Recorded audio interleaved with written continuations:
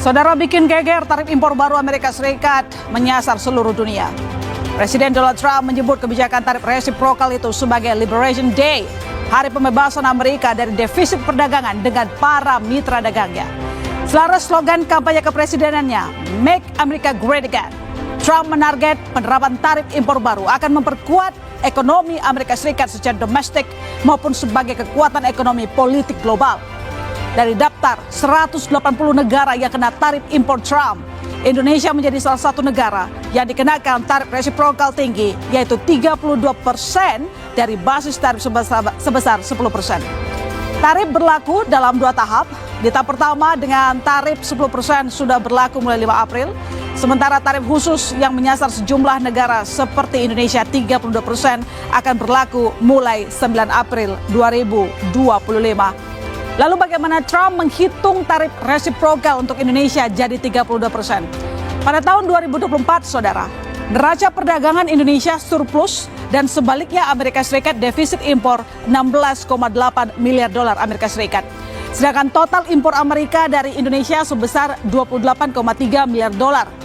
Jika dibagi, persentasi defisit berbanding total impor Amerika sebesar 64%. Angka 64% ini diklaim Trump sebagai tarif yang dikenakan Indonesia terhadap barang ekspor dari Amerika Serikat. Trump kemudian menerapkan tarif resiprokal dengan mendiskonnya 50% jadi 32%. Namun perhitungan baik tarif 64% maupun setelah diskon 32% dinilai tidak jelas. Sebab nyatanya pengenaan tarif Indonesia terhadap produk ekspor Amerika tak lebih dari 10%. Sejumlah ekonom memperkirakan kebijakan Trump bisa menekan perekonomian dalam negeri. Pasalnya, Amerika merupakan pasar ekspor kedua terbesar yang menyumbang sekitar 10,3% dari total ekspor tahunan Indonesia. Dengan produk ekspor utama seperti elektronik, tekstil dan produk tekstil, alas kaki, palm oil, karet, furniture, hingga produk-produk perikanan laut. Pengenaan tarif impor yang tinggi untuk masuk pasar AS akan menambah beban para eksportir, yang akhirnya bisa meningkatkan risiko gelombang PHK di industri. Tentu kita tidak berharap hal ini terjadi. Sejumlah negara lain renegosiasi tarif dengan pemerintahan Trump. Tiongkok ogah bernegosiasi dan memilih membalas dengan menetapkan tarif 34% untuk semua produk yang diimpor dari Amerika Serikat. Tiongkok sendiri jadi negara yang terkena tarif timbal balik atau resiprokal terbesar di antara negara lainnya seperti Eropa hingga Jepang. Langkah balasan Tiongkok ke AS menandai eskalasi ancaman perang dagang di masa depan. Perselisihan kedua negara adidaya berpotensi besar mengganggu stabilitas ekonomi dunia. Pertanyaannya, seberapa kuat fondasi ekonomi Indonesia menahan tekanan global ini? Kebijakan proteksionisme dagang Amerika Serikat berpotensi menyeret dunia ke dalam bayang-bayang resesi. Kali ini, Indonesia di bawah Presiden Prabowo termasuk yang aktif merespon, berdiskusi dengan sesama pemimpin ASEAN soal dampak tarif, sembari mengirim tim negosiasi ke Washington DC. Kita berharap situasi ketidakpastian akibat kebijakan tarif tinggi Presiden Trump tidak sampai berlarut-larut, sehingga tidak semakin memperlemah beban ekonomi masyarakat. Saudara, inilah Business Talk, risiko tarif Trump dari pelemahan rupiah hingga PHK. Bersama saya, Masih Tarigan.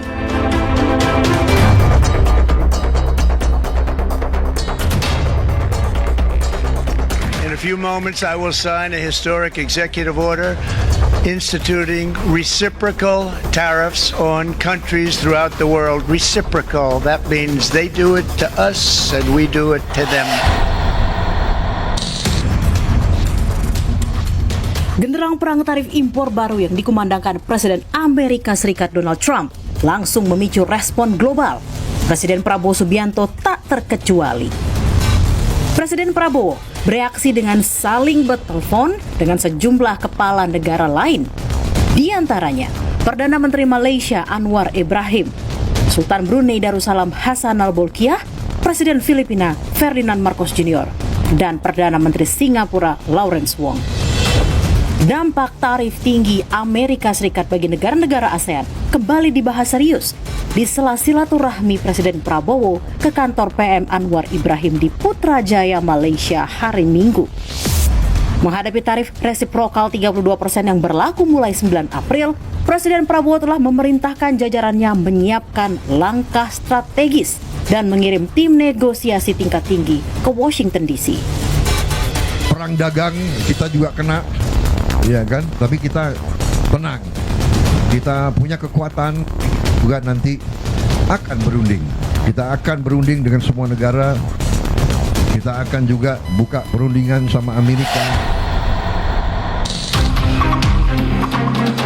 Anggota Dewan Ekonomi Nasional Khatib Basri menilai kebijakan tarif baru oleh Amerika Serikat berpotensi menurunkan ekspor dan meningkatkan resiko PHK. Yang harus diantisipasi adalah jika ekspor kita menurun, maka perusahaan-perusahaan yang berorientasi ekspor ke Amerika itu terpaksa mengurangi produksinya. Kalau dia mengurangi produksinya, maka implikasinya adalah permintaan terhadap tenaga kerjanya akan menurun. Sehingga risiko dari PHK-nya itu akan meningkat. Wakil Presiden ke-10 dan ke-12 RI Yusuf Kala angkat bicara. Menurutnya, Presiden Trump tidak akan lama menerapkan kebijakan tarif tinggi karena justru merugikan konsumen domestiknya sendiri. JK minta masyarakat tidak terlalu khawatir dampaknya bagi Indonesia. Jadi ini lebih banyak politisnya sebenarnya. Karena negara yang dikenakan bukan komoditasnya. Siapa yang bayar semua ini? Yang bayar itu kan konsumen dan pengusaha Amerika. Jadi efeknya tidak segegap gempita apa yang dikenakan. Sebelum tarif impor baru efektif berlaku, perwakilan sejumlah negara seperti Vietnam, India, dan Israel telah menjalin pembicaraan dengan Presiden Trump untuk negosiasi keringanan tarif. Lalu, bagaimana hasil negosiasi Indonesia dan langkah melindungi ekonomi nasional?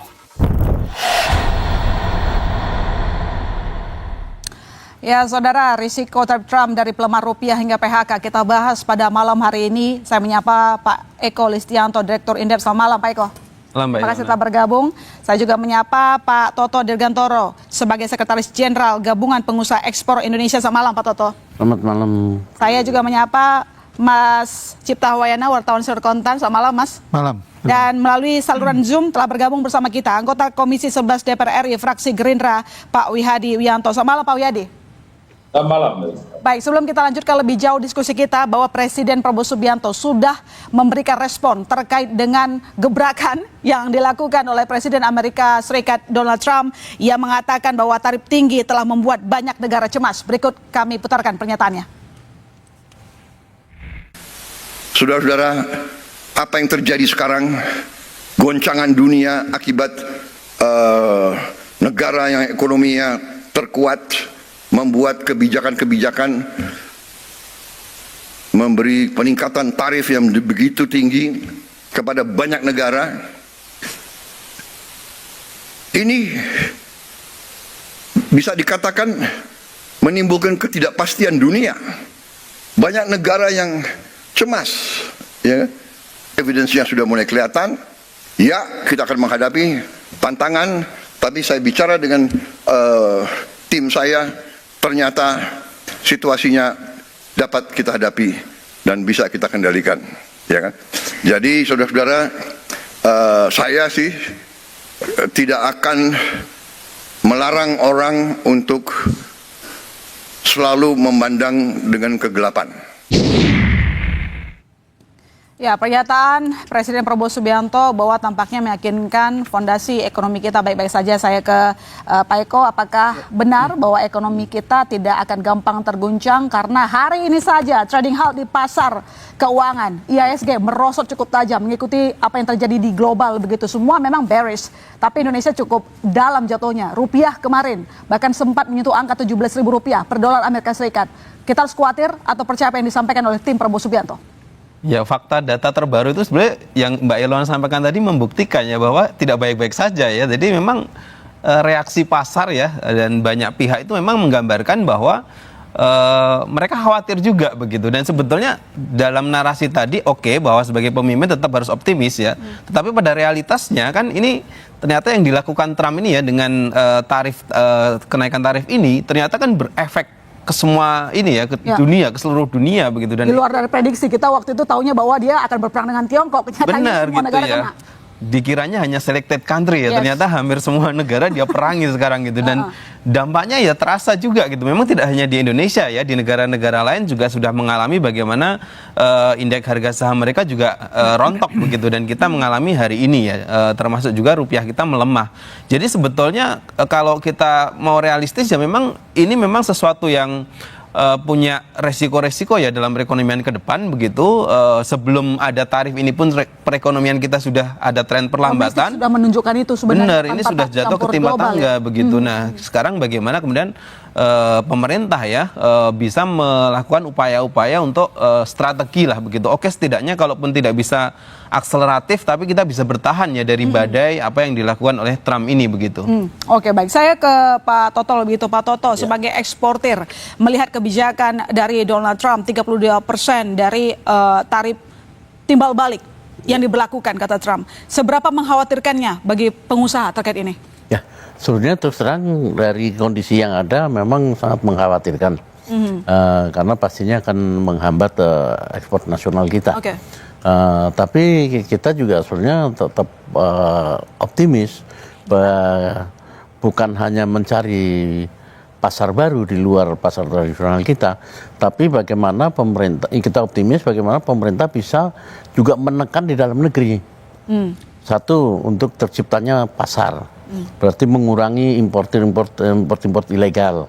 Sehingga produk yang kita sekarang kalau Anda lihat memang masih membanjiri pasar domestik. luar biasa. Ini yang mengakibatkan industri kita, produk tekstil dan lain sebagainya terpukul. Dan terjadilah PHK dan lain sebagainya. Nah, sehingga itu. Lalu kedua juga menekan kos logistik kita. Bagaimana itu semua, sehingga itu paling tidak juga akan sangat membantu meringankan industri kita, untuk kita juga masih bisa bersaing di pasar global. Dan kita juga yakin bahwa saat ini belum terasa karena kita juga masih mengerjakan kontrak-kontrak yang ada dengan kondisi yang ada. Nah, kita belum tahu nanti setelah kontrak-kontrak baru ini kayak apa. Tapi gitu. yang jelas harap-harap cemas gitu. Iya, harap-harap cemas pasti. Karena kita melihat terus terang bahwa kepercayaan investor ini kan berkurang. Ya. Kenyataan dengan jatuhnya rupiah, dengan pasar saham dan lain sebagainya. Nah, buyer ini juga kan sama itu. Oke, baik. Saya ke Pak Wihadi. Respon dari pemerintah sempat dikritik karena sangat berbeda dengan dilakukan oleh sejumlah negara. Vietnam bahkan sudah siap begitu ya untuk menurunkan tarif jadi 0% begitu. Kemudian kalau kita lihat yang terbaru Tiongkok dibalas lagi sama Trump, kalau misalnya nggak dicabut 32% itu saya terapkan lagi 50%. Nah, dari kekhawatiran yang ada hari ini Pak Wihadi, sudah terjadi gambaran ketika market dibuka, crash langsung, pasar keuangan kita ambles sampai harus trading halt. Kalau dari Komisi 11 atau representasi dari koalisi, saat ini apakah benar ekonomi kita mampu menanggung beban yang dilakukan oleh Trump? Gini, dari apa yang disampaikan oleh Trump pada saat mengenakan tarif, saya mau nanya ke teman-teman, apakah ada negara yang dikenakan itu tidak semuanya perdagangannya merah? Oke. Semua di capital market merah semua. Jadi tidak bisa terus dikatakan bahwa kalau kita merah itu bukan sesuatu hal yang kita harus dianggap bahwa kita ini akan kiamat. Enggak. Jadi kalau kita lihat di sini, kita ini harus berpikir mencari jalan keluar, bukan kemudian langsung menyalahkan, terus kemudian mencari kesalahan, terus kemudian kita menuding pemerintah tidak melakukan apa-apa, gitu kan? Terus membandingkan dengan negara lain. Kalau kita lihat sekarang, berapa surplusnya kita terhadap Amerika, dan komoditi apa yang terbesar di Amerika itu di persentase ekspor kita. Yang terbesar adalah kelapa sawit, ya kelapa sawit. Oke. Kemudian kalau kita melihat yang dikatakan garment, yang dikatakan sepatu, itu adalah job order atau maklum di sini, yang mereka memang adalah produk-produk dari Amerika sendiri. Nah, kalau sekarang kita melihat seperti itu, artinya bahwa sebenarnya surplus Indonesia ini kan tidak besar juga, pertama. Yang kedua juga, angka ekspor kita ke Amerika itu kan hanya, kalau tidak salah, hanya 20%. Dibandingkan dengan Vietnam, kita memang kalah jauh dalam hal ini. Dan kalau kita melihat review dari USTR sendiri pun memberikan beberapa hal yang sebenarnya lebih kepada permasalahan-permasalahan internal kita, di mana memang kita mengakui bahwa ada beberapa hal yang memang dalam masalah investasi Amerika itu masih banyak ada belum kepastian daripada itu yang terjadi. Itu kan sesuai dengan rekomendasi daripada USTR. Jadi di sini kalau hari ini trading hard 9% langsung dibuka. Itu kalau kita lihat 9%, kalau dibandingkan dengan Hang Seng yang kemarin yang ditutup dengan minus 13, ya kita masih terkendali dalam hal ini, dan kita ditutup dengan 7,9 masih terkendali dalam. Tapi rupiah kemarin sempat anjlok Rp17.000 per dolar Amerika Serikat sih, Pak. Nah, kalau kita bicara rupiah, BI itu kan baru buka hari ini. Kemarin ini kan kita posisi market semuanya tutup. Dalam hal ini kan BI juga tutup semuanya, kita masih libur lebaran. Baik. Dan kalau kita lihat bahwa yang namanya Trump menerapkan tarif, itu kan dalam situasi kita itu di tengah liburan lebaran. Jadi bagaimana kita bereaksi? Reaksinya adalah kita langsung pada saat itu, kita tidak ada libur, walaupun officially libur, kita melakukan rapat-rapat yang dimana kita akan melakukan mengirim tim untuk yang melakukan negosiasi ulang dengan pemerintah Amerika. Dan itu sudah dijawab oleh Presiden juga bahwa akan ada delegasi tingkat tinggi untuk melakukan. Dan surat-surat sudah dikirim juga, proposal juga sudah dikirim. Seperti yang tadi kita lihat dari ASEAN, Menko juga sudah menyampaikan hal itu. Jadi di sini sebenarnya sudah upaya-upaya pemerintah itu sebenarnya sudah dilakukan, dan Presiden juga dengan tenang menghadapi hal ini karena kita tidak sendirian. Kita tidak sendirian karena ini Amerika ini kan berperangnya dengan semuanya ini. Boleh dikatakan kalau dengan seperti ini kan kita semuanya tidak sendiri, dan market ini kan market masih terbuka selain Amerika. Gitu kan? Sedangkan rakyat Amerika sendiri kita lihat bahwa mereka tidak mendukung Trump 100%. Kita lihat mereka demo di mana-mana kan, karena dengan inflasi itu mereka akhirnya membeli barang-barangnya itu menjadi lebih mahal lagi. Karena apa? Karena itu bebannya justru di rakyat Amerika. Nah, ini kita melihatnya di sini dari pemerintah dalam hal ini sudah melakukan apa yang harus dilakukan. Sudah responsif dan segera akan mengirimkan delegasi untuk berbincang dengan Trump terkait dengan tarif resiprokal yang diterapkan kepada Indonesia 32%. Nanti kita lanjutkan lagi Pak Wiyadi. Dan saudara, tarif impor dikhawatirkan memukul pasar keuangan. Rupiah bahkan sempat menyentuh level Rp17.000 per dolar Amerika. How low can the rupiah go? Business Talk segera kembali.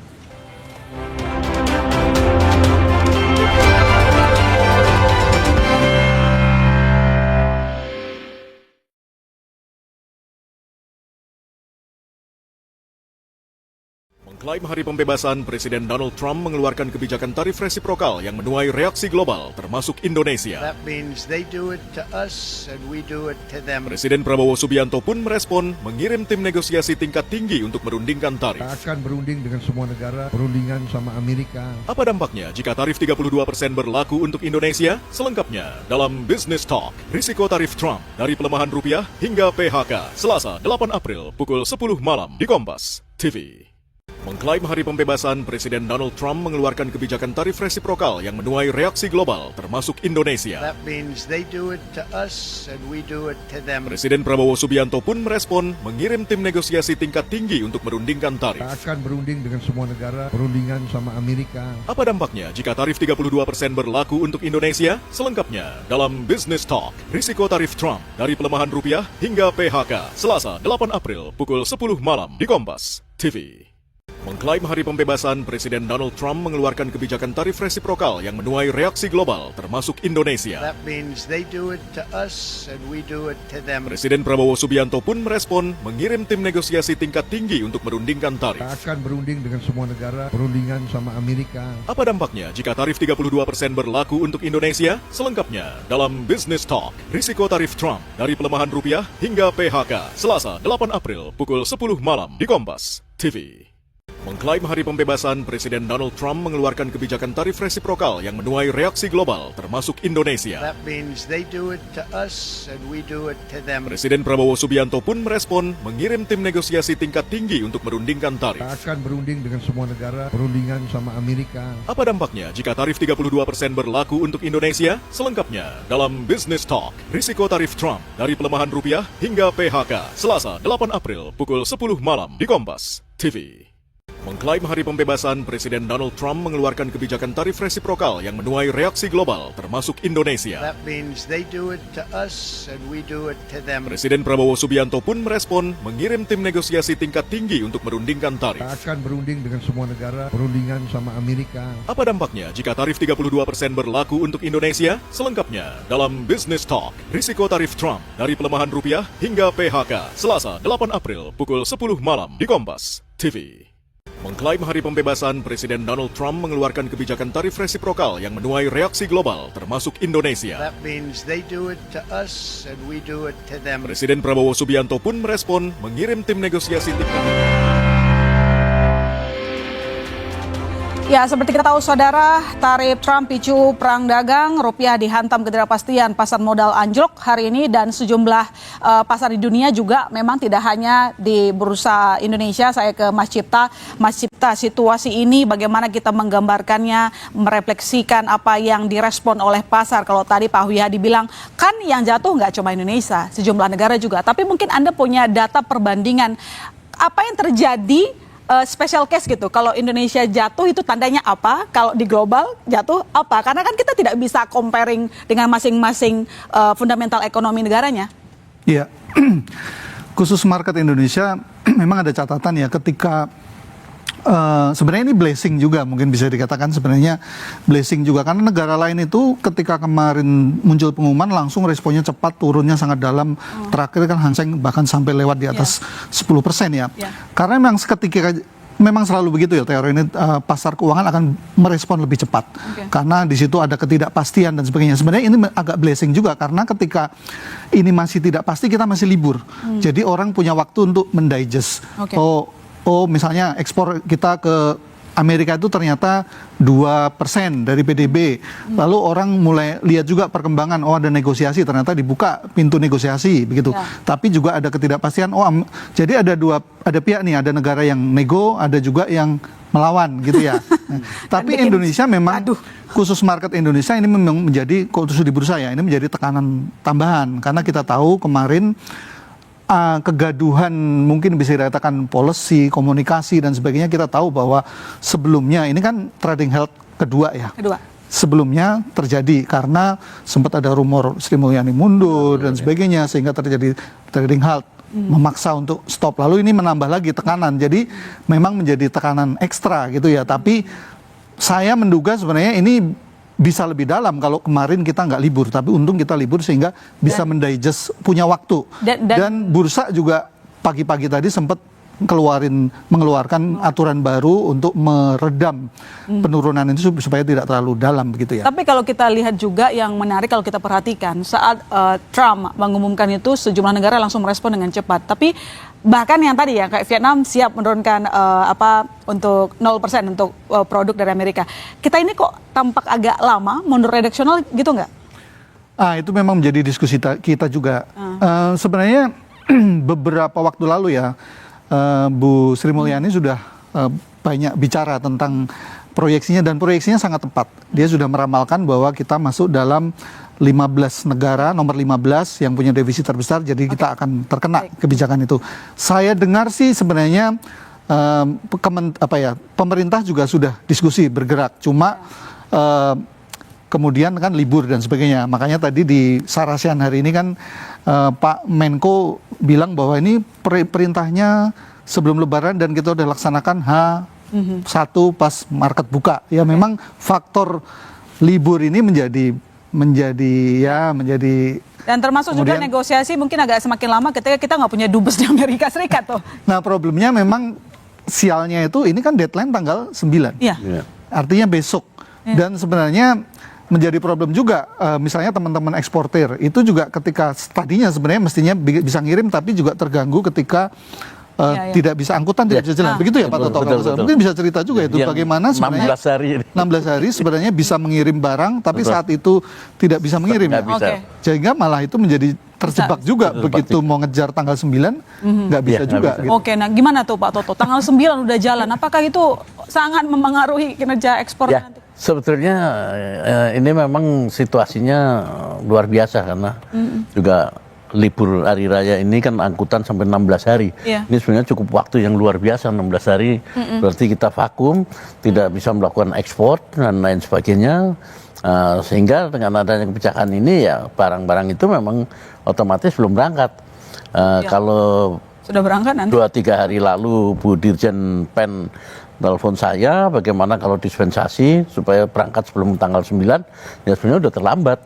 Karena saya bilang sekarang udah tanggal 6-7, tanggal 9 tinggal berapa hari dan perusahaan udah meliburkan karyawannya karena udah nggak boleh jalan, tracking juga nggak ada yang bisa operasi sehingga udah nggak oplos saja. Jadi tanggal 9 ini terlewatkan. Rugi dong. Ya ini sebetulnya kerugian pelaku usaha cukup besar, terutama juga kita melihat UKM kita juga banyak yang sangat terpukul kondisi ini. Baik.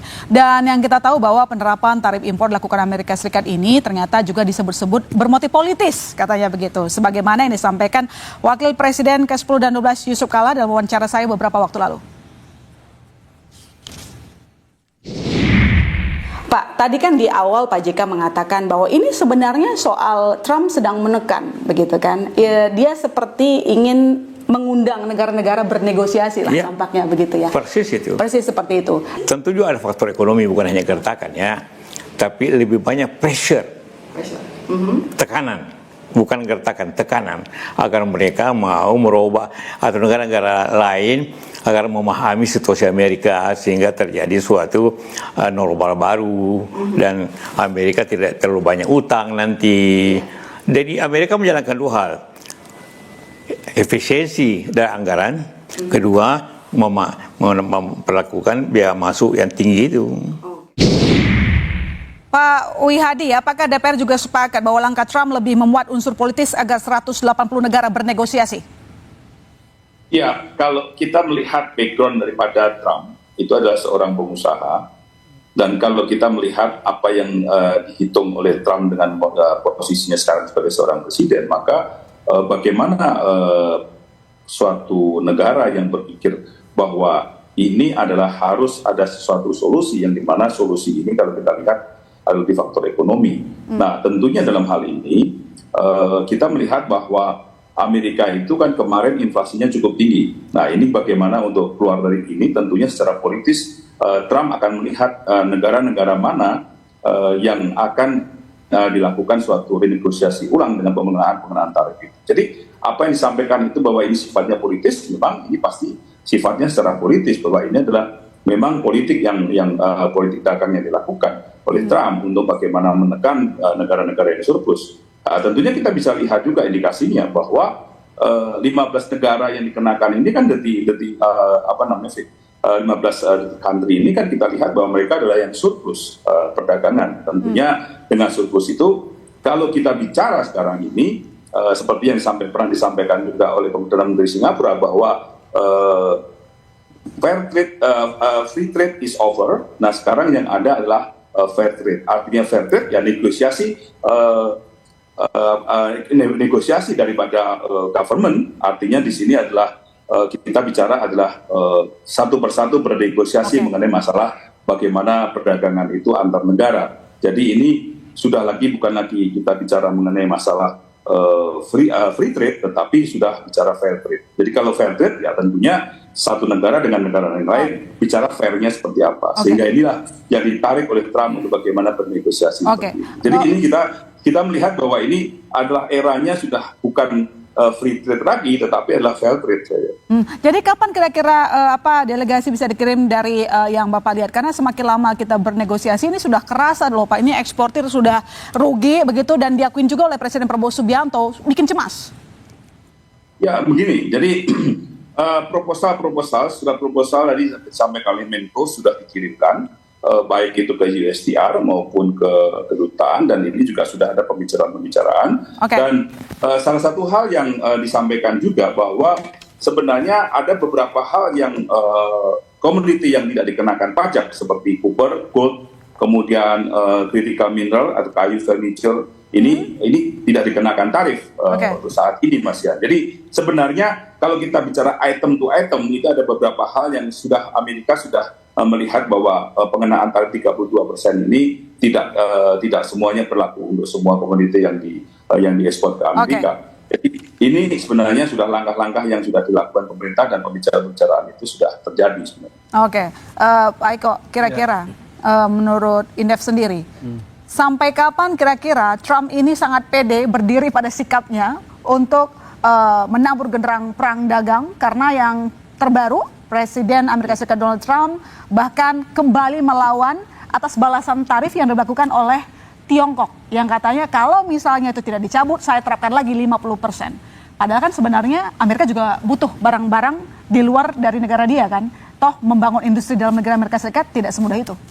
Iya, kalau kita lihat ya tentu tadi ya yang diharapkan Amerika adalah memang, atau Trump ini memang adalah reaksi tadi ya untuk katakanlah menegosiasikan seperti yang dilakukan oleh sebagian besar negara lah kira-kira gitu ya, kecuali beberapa negara seperti China, mungkin juga Meksiko ya, atau Uni Eropa yang agak lebih keras begitu ya meresponnya. Tapi bagi yang lain kan ya kita agak lebih soft sebetulnya, kita juga termasuk yang berupaya menegosiasikan itu begitu. Nah pada titik itu kalau ketemu katakanlah ekspektasi yang diharapkan kan untuk tidak terlalu, atau at least tidak terlalu besar ya defisitnya terhadap negara-negara yang sekarang memang kita termasuk 15 yang negara yang Amerika mengalami defisit itu, saya rasa pada titik itu akan mereda begitu. Tetapi tentu kalau di awal-awal saat ini ya saya rasa sih sepertinya tidak akan segera ya ketemu titik temu bahwa dia akan segera mengiyakan begitu terhadap apa-apa yang mungkin kita atau ASEAN lah katakanlah, kan kita dalam konteks ini kan akan lebih mendorong untuk regional ya yang akan maju. Dan kita agak telat nggak sih negosiasinya, baru akan dikirim loh. Iya sebetulnya ini telat gak telat saya rasa memang Trump menambung dulu ini ya, banyak negara kan ada 50 negara yang dia kenain gitu, jadi dari masing-masing itu ya mungkin nanti akan terseleksi ya berdasarkan, kalau dugaan saya memang berdasarkan regional juga begitu ya. Artinya ASEAN ini sebetulnya cukup besar nih peranan katakanlah kontribusi defisit bagi Amerika ya, jadi dari situ mungkin akan juga dapat respon yang lebih cepat ya, dugaan saya begitu. Tetapi tentu kita harus menawarkan juga apa yang dibilang pemerintah sebagai sweetenernya itu ya, supaya ya wajarnya, karena ini memang menarik nih, kita memang jauh lebih besar berdagang dengan Cina dibandingkan Amerika begitu ya dalam konteks ini, tapi surplus kita itu lebih besar dengan Amerika daripada Cina. Disitulah konteks kenapa kemudian nilai tukar rupiah ya juga terdampak begitu. Tapi di sisi lain mereka melihat depresiasi nilai tukar rupiah kita itu sebagai bagian dari cara kita untuk mendapatkan surplus.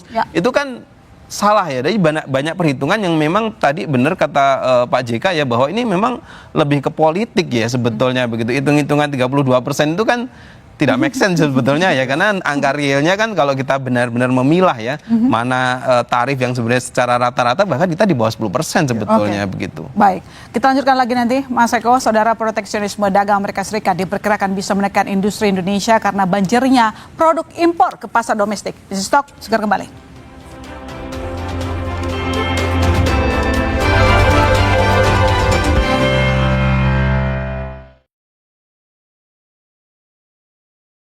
Mengklaim hari pembebasan, Presiden Donald Trump mengeluarkan kebijakan tarif resiprokal yang menuai reaksi global, termasuk Indonesia. That means they do it to us and we do it to them. Presiden Prabowo Subianto pun merespon, mengirim tim negosiasi tingkat tinggi untuk merundingkan tarif. Kita akan berunding dengan semua negara, perundingan sama Amerika. Apa dampaknya jika tarif 32% berlaku untuk Indonesia? Selengkapnya dalam Business Talk, risiko tarif Trump dari pelemahan rupiah hingga PHK, Selasa 8 April pukul 10 malam di Kompas TV. Mengklaim hari pembebasan, Presiden Donald Trump mengeluarkan kebijakan tarif resiprokal yang menuai reaksi global, termasuk Indonesia. That means they do it to us and we do it to them. Presiden Prabowo Subianto pun merespon, mengirim tim negosiasi tingkat tinggi untuk merundingkan tarif. Kita akan berunding dengan semua negara, perundingan sama Amerika. Apa dampaknya jika tarif 32% berlaku untuk Indonesia? Selengkapnya dalam Business Talk, risiko tarif Trump dari pelemahan rupiah hingga PHK, Selasa 8 April pukul 10 malam di Kompas TV. Mengklaim hari pembebasan, Presiden Donald Trump mengeluarkan kebijakan tarif resiprokal yang menuai reaksi global, termasuk Indonesia. That means they do it to us and we do it to them. Presiden Prabowo Subianto pun merespon, mengirim tim negosiasi tingkat tinggi untuk merundingkan tarif. Kita akan berunding dengan semua negara, perundingan sama Amerika. Apa dampaknya jika tarif 32% berlaku untuk Indonesia? Selengkapnya dalam Business Talk, risiko tarif Trump dari pelemahan rupiah hingga PHK, Selasa 8 April pukul 10 malam di Kompas TV. Mengklaim hari pembebasan, Presiden Donald Trump mengeluarkan kebijakan tarif resiprokal yang menuai reaksi global, termasuk Indonesia. That means they do it to us and we do it to them. Presiden Prabowo Subianto pun merespon, mengirim tim negosiasi tingkat tinggi untuk merundingkan tarif. Kita akan berunding dengan semua negara, perundingan sama Amerika. Apa dampaknya jika tarif 32% berlaku untuk Indonesia? Selengkapnya dalam Business Talk, risiko tarif Trump dari pelemahan rupiah hingga PHK, Selasa 8 April pukul 10 malam di Kompas TV.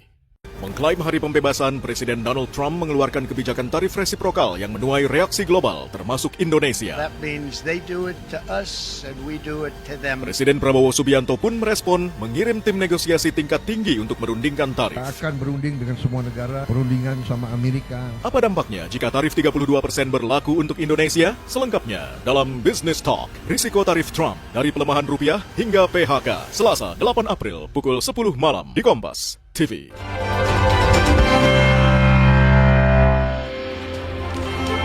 Mas Cipta, Indonesia ini kan sebenarnya memang sangat akrab ya dalam perjanjian perdagangan bebas. Masalahnya kadang kita juga mempertanyakan, berani dalam kesepakatan perdagangan bebas tapi daya saing industri kita oke nggak dengan adanya begini gitu ya, ketika misalnya ada negara yang tidak bisa lagi mungkin terbatas mengirimkan barang ke Amerika Serikat lalu kemudian cari market baru kayak Tiongkok katakanlah ya, bisa saja akan membanjiri produk domestik ke domestik ke Indonesia. Sekarang saja sebelum adanya perang dagang di mana-mana made in China begitu. Sejauh apa potensi itu bisa terjadi? Iya, sebenarnya itu memang salah satu risiko yang mesti diantisipasi. Meskipun ada juga yang diskusi sebenarnya lo barang yang dari Cina dikirim ke Amerika kan beda dengan barang yang dikirim Cina ke Indonesia gitu. Tapi tetap ada risiko-risiko barang yang akhirnya spillover-nya akan ke Indonesia. Dan sebenarnya case itu kan sekarang sudah terjadi lebih karena oversupply di Cina ya. Lalu barang-barang masuk di kita ini, dan ini sudah luar biasa kita tahu, dan butuh waktu lama yang akhirnya kelihatannya akan mulai ada pengetatan ya untuk impor itu termasuk lartas di beberapa impor terbatas di beberapa tempat dan sebagainya. Cuma memang itu menjadi risiko yang harus diperhitungkan, dan juga memang kan sekarang diskusinya misalnya ini hasil akhirnya serbuan atau tidak itu juga sangat tergantung hasil negosiasi negara-negara misalnya di kawasan ASEAN yang dekat-dekat gitu ya. Misalnya Vietnam, Kamboja, dia berhasil nggak nego? Sekarang kan misalnya nego mau 0%, itu nggak dianggap nggak berarti sama Amerika. Karena kalau dia nggak berhasil, Kamboja dan negara-negara ini yang sangat mungkin barang-barang tidak hanya dari Cina, barang-barang dari negara-negara tetangga kita juga spillover-nya masuk sini mau lewat jalur yang resmi maupun tidak resmi. Tapi memang kita lihat itu sambil kita harus dinamis melihat hasil negosiasinya seperti apa, karena itu akan menentukan.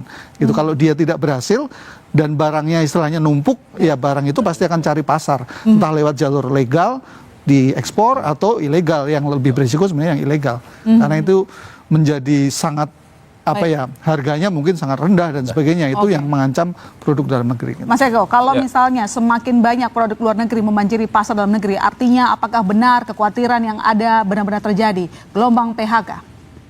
Ya, itu adalah konsekuensi ya dari kalau misalkan kita nggak bisa membendung begitu, atau katakanlah industri dalam negeri kita tidak cukup kompetitif ya untuk melawan produk sejenis yang katakanlah memang resiko masuk ini tinggi ya, saya terus terang ya, terutama yang ilegal juga seperti Mas Cipto tadi sampaikan begitu, itu juga hal yang sangat ini, karena kan kalau kemarin Trump jilid 1 itu hanya China dan beberapa negara saja ya. Ini dan ada agak jauh kan, Meksiko dan Kanada agak jauh. Nah, ini kan tidak gitu. Ini sekitar kita ini ya. ASEAN ini sekitar kita juga begitu. Apalagi ya Vietnam begitu kan. Dengan tarif mereka memang kena tarif 46% ya. Tentu kalau misalkan tadi nggak berhasil, dia juga harus melepas tadi produknya. Nah, belum tentu. Nah, kita juga apakah kita bisa sekuat ya apa melawan untuk Vietnam ini begitu, karena itu salah satu yang pasarnya besar dan dia akan mencari pasar. Sehingga kalau menurut saya sih ya tentu ujungnya nanti PHK, tapi kita nggak berharap ke situ kan, sehingga kemudian dukungan terhadap terutama industri-industri yang paling terdampak ya dari tarif yang diterapkan Trump ini harus segera dilakukan, harus dirumuskan oleh pemerintah begitu. Oke, Pak Wihadi, targetnya kapan sih sebenarnya, apa hasil dari negosiasi yang diharapkan? Ya tentunya kita harus melihat bahwa negosiasi ini penurunan tarif, itu pasti penurunan tarif, dan tentunya juga kalau kita melihat sekarang ini komoditi-komoditi yang diekspor itu apakah komoditi-komoditi yang padat karya. Kalau kita melihat sekarang ini yang terjadi adalah garment, kemudian alas kaki, tentu itu adalah padat karya. Dan ini sebenarnya bahwa negosiasi ini tentunya akan dibantu juga oleh perusahaan Amerika itu sendiri yang memberikan job order kepada Indonesia. Karena bagaimanapun juga bahwa saat ini secara kompetisi Indonesia di kawasan ini kan masih mempunyai tarif yang masih di bawah Vietnam dan Kamboja. Nah, ini adalah salah satu hal yang kita lihat ada segi positifnya, bahwa kita justru kesiapan daripada pengusaha kita untuk mempersiapkan bahwa untuk mempersiapkan apa yang limpahan daripada Vietnam dan Kamboja ini yang akan bisa ke Indonesia juga. Jadi kita jangan melihat sisi negatifnya saja, tetapi secara positif kita juga berani untuk mempersiapkan diri bahwa kita, karena kita di kawasan ini kalau kita melihat mengenai masalah tarifnya ini adalah kita masih bisa kompetisi dibandingkan kawasan yang lain, misalnya negara lain di dalam kawasan yang terdekat, maka kita harus mempersiapkan. Jadi ini adalah opsi juga begitu. Pak Wihadi, kira-kira sampai kapan kita bisa kuat menghadapi gejolak yang terjadi di global ini? Jadi begini, kalau kita bicara sampai kapan, kalau kita melihat tadi kan disampaikan, dari PDB untuk ekspor Amerika itu kan cuma 2%. Dan kalau kita lihat, salah satunya adalah kelapa sawit yang terbesar. Kelapa sawit sendiri, Indonesia inilah pemain utama, nomor 1 di sini. Nah, tentunya bahwa kebutuhan kelapa sawit itu, tentu dengan tarif yang ada pun, tentunya itu tidak akan terlalu terpengaruh dengan situasi yang sekarang, karena harganya dan kita adalah pemain utamanya. Nah, sekarang permasalahannya, kalau kita bicara mengenai masalah sampai kapan, tentunya kita harus lihat bahwa di sini kita harus melihat dulu Amerika ini nantinya dengan situasinya Amerika yang sekarang kenakan tarif dan kemudian inflasi yang ada di Amerika, kita harus melihat apakah Amerika ini akan mengarah kepada bagaimana penguatan capital market atau kepada real industrinya. Kalau kita lihat ini kan berarti akan kita melihat bahwa The Fed akan menaikkan atau menurunkan suku bunganya. Nah, disitulah baru kita lihat strategi apa yang kita untuk mempertahankan perekonomian kita. Yang pasti bahwa secara ekonomi domestik kita harus memperkuat ekonomi domestik kita. Betul yang dikatakan bahwa arus barang ini kemungkinan akan bisa masuk ke Indonesia. Makanya dalam hal ini tentunya pengawasan pintu-pintu masuk ini tentunya ada harus pengawasan ekstra. Dan pemerintah dalam hal ini sudah sadar bahwa bagaimanapun juga mengenai masalah importasi barang-barang di luar daripada kawasan-kawasan yang sekarang ini terkena tarif tentunya akan mempunyai perhatian khusus untuk tidak begitu saja bisa masuk ke Indonesia. Ini satu hal untuk bagaimana menangkal situasi. Jadi kalau kita bicara sampai kapan, ya kita melihat bahwa ini baru kita memulai dan kita sudah bersiap diri dalam hal ini.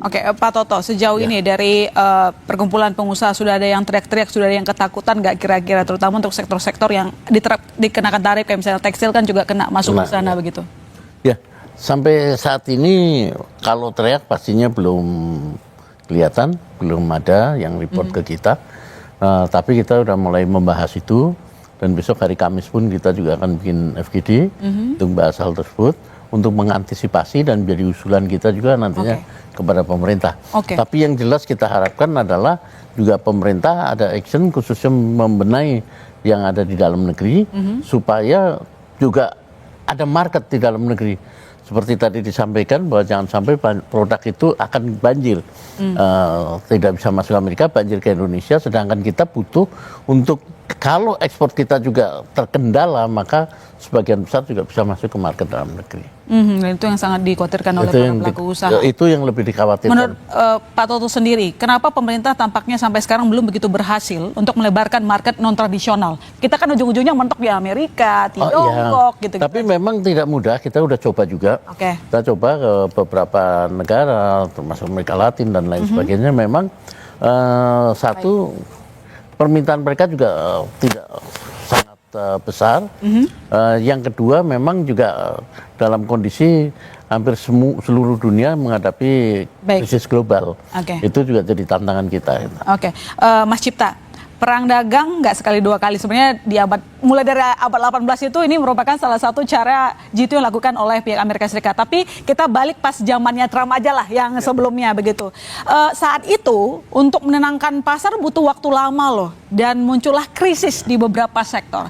Nah, apa yang bisa kita pelajari dari hal itu? Jangan sampai kita berlarut-larut. Toh kita sudah belajar dari pengalaman-pengalaman sebelumnya, Mas Cipta. Iya. Yang pertama memang seperti Trump bilang ya, Trump sendiri bilang secara internal itu bilang ya siap-siaplah Anda bertahan cukup lama gitu ya. Cukup lamanya itu menyeramkan dengan dampaknya ini. Karena Trump 1.0 itu sampai ada kesepakatan awal dengan Cina itu mulai sejak Januari 2018 ketika mulai menerapkan 30% tarif untuk panel surya, itu butuh waktu 2 tahun sampai 1 Januari 2020 baru ada kesepakatan tahap 1 itu dengan Cina. Yang itu pun sebenarnya setelah itu tidak terlalu tidak terlalu ditaati juga sama Cina, dan ketika Biden masuk pun sebenarnya tarif tidak berubah, masih tetap ada, bahkan Biden juga nambah tarif lagi. Tapi sebenarnya intinya gini, seperti Pak Wiyadi sampaikan, memang ini ada perubahan tata perdagangan dunia. Ini menjadi pertanyaan sebenarnya, apakah ini akan menjadi tanda perubahan WTO bubar, kemudian akan arbitrase antar negara dealnya, atau WTO bisa jalan tanpa Amerika, mungkin bisa Amerika, artinya ada arbitrase dengan Amerika, tapi dengan yang lain masih bisa jalan gitu loh. Nah ini sebenarnya yang mesti kita istilahnya kita pelajari bersama-sama dampaknya ke dalam negeri seperti apa gitu ya. Yang paling penting sebenarnya dalam kondisi ini mestinya ini menjadi wake up call pemerintah untuk sebenarnya bukan merancang, saya kira rancangan misalnya kita diskusi tentang deregulasi. Kalau bicara soal daya saing baik produk terhadap produk yang masuk Indonesia ataupun ketika kita ekspor, itu bicara daya saing itu kan bicara tentang ongkos produksi. Nah kalau bicara ongkos produksi, kita bicara tadi Pak Toto menyebut logistik yang mahal, lalu perizinan yang rumit, lalu mungkin makanya ICOR kita juga tinggi banget. Ujung-ujungnya sebenarnya kalau mau teoritis ngomongnya kan ICOR itu kan sebenarnya biaya tinggi. Nah itu sebenarnya langkah awal yang memang, dan itu sudah berulang kali pengen dieksekusi. Sekarang ini menjadi wake up call, tidak bisa nunggu lagi. Pricing dari Amerika ini justru mendorong kita mestinya deregulasi untuk menekan ongkos produksi para pengusaha ini harus segera dieksekusi supaya daya saing baik ketika ekspor maupun menghadapi produk impor kita jadi kuat. Ya, bayang-bayang krisis menghantui di sejumlah bidang. Kemana laju perekonomian tahun ini? Saudara, tetaplah bersama kami.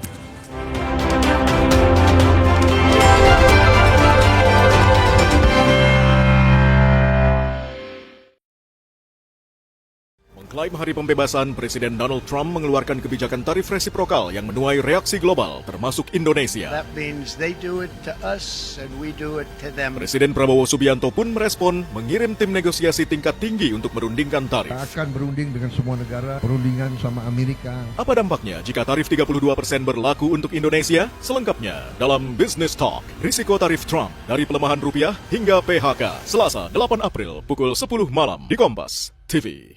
Mengklaim hari pembebasan, Presiden Donald Trump mengeluarkan kebijakan tarif resiprokal yang menuai reaksi global, termasuk Indonesia. That means they do it to us and we do it to them. Presiden Prabowo Subianto pun merespon, mengirim tim negosiasi tingkat tinggi untuk merundingkan tarif. Kita akan berunding dengan semua negara, perundingan sama Amerika. Apa dampaknya jika tarif 32% berlaku untuk Indonesia? Selengkapnya dalam Business Talk, risiko tarif Trump dari pelemahan rupiah hingga PHK, Selasa 8 April pukul 10 malam di Kompas TV. Mengklaim hari pembebasan, Presiden Donald Trump mengeluarkan kebijakan tarif resiprokal yang menuai reaksi global, termasuk Indonesia. That means they do it to us and we do it to them. Presiden Prabowo Subianto pun merespon, mengirim tim negosiasi tingkat tinggi untuk merundingkan tarif. Kita akan berunding dengan semua negara, perundingan sama Amerika. Apa dampaknya jika tarif 32% berlaku untuk Indonesia? Selengkapnya dalam Business Talk, risiko tarif Trump dari pelemahan rupiah hingga PHK, Selasa 8 April pukul 10 malam di Kompas TV.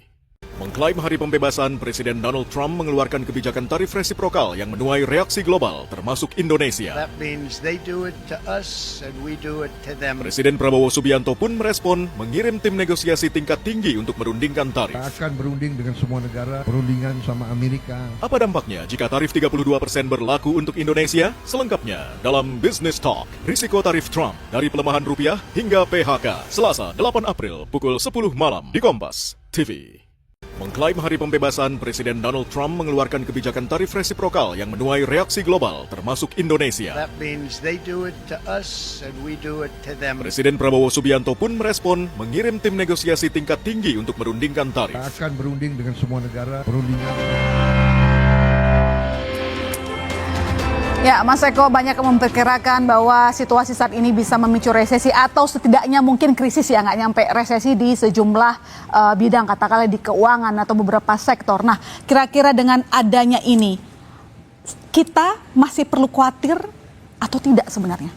Ya, sebetulnya kalau respon pemerintah cepat ya dan cukup tepat, artinya ya sekarang sudah memulai tuh menggandeng ASEAN begitu ya. Saya rasa itu salah satu langkah yang tepat untuk negosiasi supaya lebih kuat begitu dalam posisi dengan Amerika, dan kemudian beberapa langkah lain masih ada ketakutan ya di sektor jangka pendek ini, khususnya IHSG dan nilai tukar rupiah, tapi saya rasa juga itu ada momen di mana mungkin akan terjadi pendinginan juga di situ ya. Jadi sebetulnya kalau saya lihat sih potensi krisis dalam konteks yang seperti katakanlah era 98 ya atau yang lebih besar dari itu masih kecil ya, tetapi tentu respon dan langkah cepat dari pemerintah. Sekarang pemerintah sudah lebih sering ngomong soal ekonomi, ya itu saya rasa kalau kita lihat Presiden Prabowo juga sudah penting. mulai turun, apakah itu cukup meyakinkan atau enggak? Ya, itu salah satu cara-cara ya untuk lebih meyakinkan begitu kepada investor gitu. Dan satu lagi yang mungkin juga penting ya bagi pemerintah adalah tetapkan saja target-target yang realistis pada saat ini begitu. Jangan terlalu muluk-muluk, nanti kebingungan pasar itu gitu. Kenapa? Karena tidak bisa dipegang angka itu gitu. Yang bisa dipegang adalah mana yang muluk-muluk,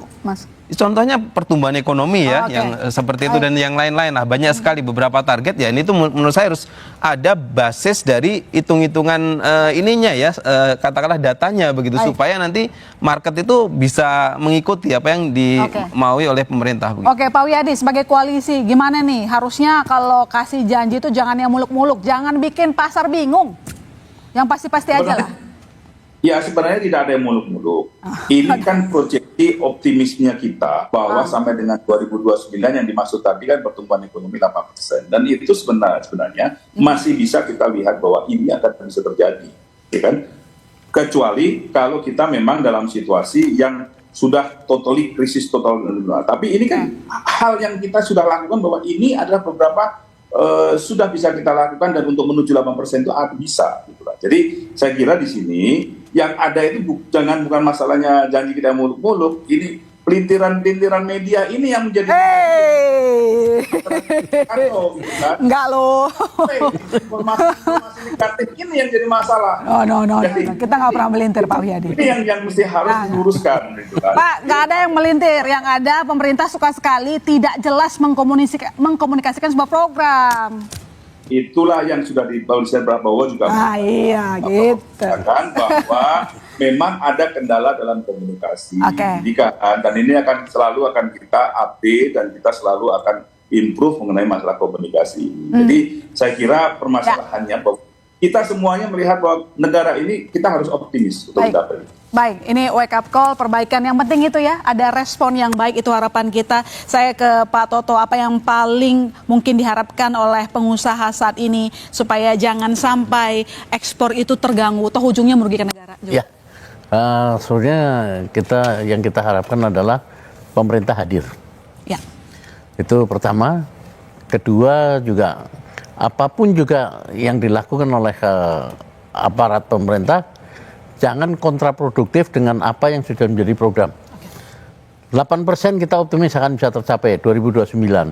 Tapi kalau semua pelaksanaannya banyak yang kontraproduktif, putusan-putusan kontraproduktif, kayaknya jauh dari harapan. Nah itu, jadi itu yang kita harapkan, karena bagaimanapun juga untuk membenahi kos logistik saja sampai hari ini semua baru wacana. Oke, semua baru wacana dan ditunggu realisasi. Iya, yang penting. tinggal Baik. nunggu realisasi. Mas Cipta, kira-kira apa yang bisa kita lakukan menghindari resesi atau setidaknya krisis? Apakah ini saatnya pemerintah turun lebih rajin menggelontorkan dana, misalnya government spending misalnya? Ya, persis. Jadi pertama mesti kasih optimisme dulu katanya Pak Wiyadi. Satu, resesi itu masih jauh. Ini pasti clear juga. Karena resesi itu artinya PDB kita minus 2 kali berturut-turut, 2 kuartal. Itu masih jauh. Karena apa? Karena Indonesia itu kan kalau dari sisi pengeluaran itu kan sekali lagi 54% itu dari konsumsi, ekonomi digerakkan oleh konsumsi. Tapi persis inilah kalau mau kita kembali ke fenomena atau isu yang sekarang ini yang mesti dijaga. Kalau kita mau selamat, ya kantong masyarakat ini harus dijaga supaya tetap bisa belanja. Nah, dijaganya dalam konteks ini bisa lewat bansos iya, tapi dalam konteks produsen, eksportir ya tenaga kerja, pekerjaan jangan sampai hilang. Karena kalau hilang ya tidak bisa belanja, ekonomi tidak bisa muter lagi. Nah, caranya gimana? Ya memang harus dibantu, pengusaha harus dibantu. Satu, negosiasi tadi pasti. Dan negosiasinya harus lebih pragmatis sih memang. Melihat dari Vietnam ya memang harus gimana caranya supaya defisit itu berkurang. Artinya untuk mencegah PHK terjadi harus ada bantuan real juga untuk pengusaha. Iya, untuk pengusaha. Tadi sebenarnya kita udah banyak diskusi selain bantuan mungkin pajak dan sebagainya, tapi yang lebih penting itu kebijakan-kebijakan. Tadi kita udah diskusi tentang, saya tadi sempat menyimak disebut berulang kali tentang deregulasi. Ya, itu bicara juga sebenarnya itu rahasia lama juga, Orde Baru untuk dorong industrialisasi juga deregulasi. Nah sekarang juga sama, cuma ayo ini benar-benar dieksekusi. Gitu. Nah kalau dari legislatif sendiri, apakah akan mendorong eksekutif untuk melakukan deregulasi, Pak? Perbaikan regulasi, evaluasi? Melakukan reformasi birokrasi saat ini, terutama reformasi birokrasi perizinan. Ini kan yang memang selalu diperlukan oleh pengusaha. Dan kita mendorong ini sehingga investasi juga akan bisa jalan lebih optimal. Dan ini kan kita kan Pak Prabowo mempunyai program dengan dana negara ini tentunya bahwa ingin menginginkan investasi ini berjalan dengan cepat dan baik sehingga mendorong pertumbuhan ekonomi 8%. Ya, kita menunggu semua responnya tepat sehingga lagi dan lagi Indonesia bisa jauh lah dari kalimat resesi. Terima kasih banyak Pak Wiyadi telah bergabung, Pak Toto, Pak Eko, Mas Cipta, dan sebelumnya sebenarnya tadi pihak Kementerian Keuangan mau bergabung tapi masih tertahan di Sarasehan Ekonomi. Dengan demikian saudara, saya masih Tarigan undur diri, sampai jumpa Selasa depan di Business Talk.